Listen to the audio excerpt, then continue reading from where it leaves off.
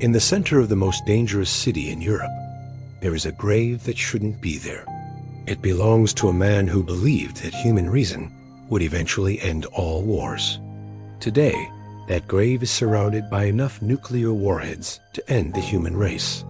This is the curse of Immanuel Kant. This is the story of how the birthplace of modern logic became the bunker of global insanity. If you're new here, subscribe. We go deep on the hidden geography of the world's most mysterious places.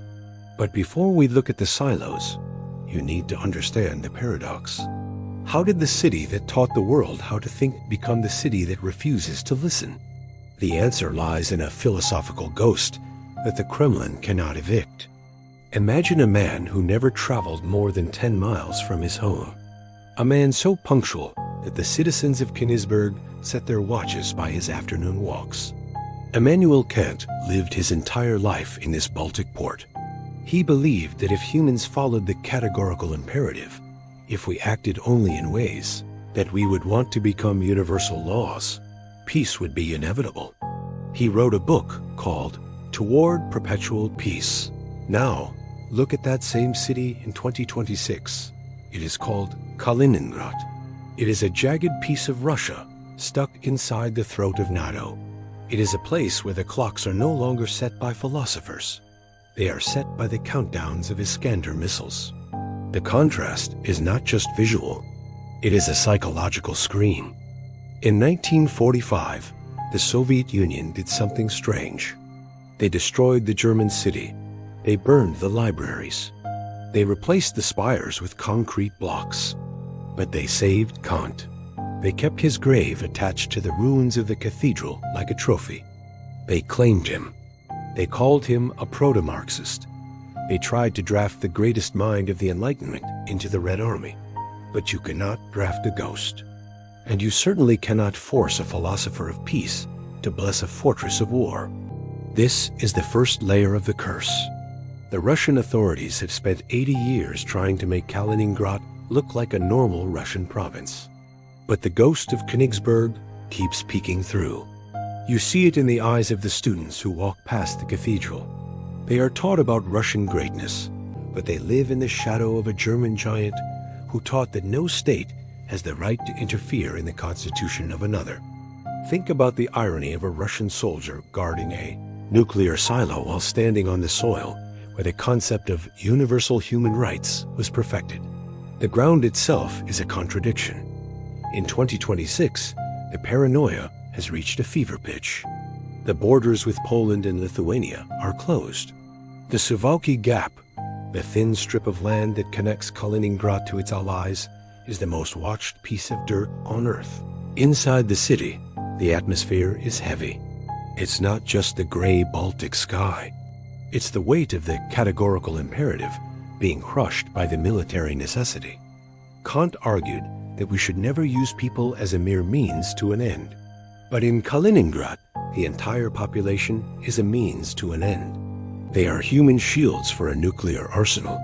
They are a geopolitical chess piece in a game that was supposed to end 2 centuries ago. There is a specific spot near the Pragolia River where you can see the ruin of the old philosophy. On one side, the restored tomb of Kant, clean and silent. On the other, the massive, dark antennas of electronic warfare systems that scramble the GPS of every civilian plane in the region. It is the perfect metaphor for our century. The signal of reason is being jammed by the noise of power. The locals call it the island, not because it's surrounded by water, but because it's surrounded by enemies. Or at least, that's what the television tells them. But the curse of Kant is that the youth of the city are starting to read his books again. They are looking at the missiles, and then looking at the philosophy of perpetual peace. And they are realizing that the world they were promised is a lie. The Russian government is terrified of this. They are terrified that the Illuminism of the 18th century might be more infectious than the nationalism of the 21st. There is a story of a high-ranking official who visited the grave in 2024. He reportedly felt uncomfortable standing there.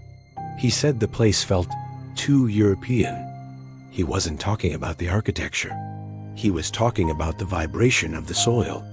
Königsberg was a gateway. It was where the East met the West in a dialogue of logic. Kaliningrad is a wall. It is where the dialogue stops and the threats begin. The curse is that the more Russia tries to militarize the city, the more they highlight its German soul. Every time a new missile arrives, the ghost of Kant grows louder, because every missile is a violation of the very reason the city was famous for.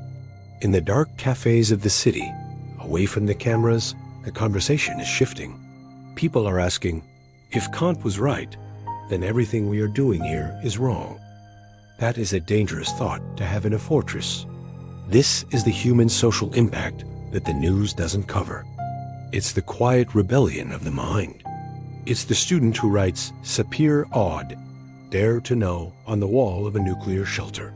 The Russian state has the missiles. They have the tanks. They have the secret police. But they don't have a philosophy that can compete with the man buried in the cathedral.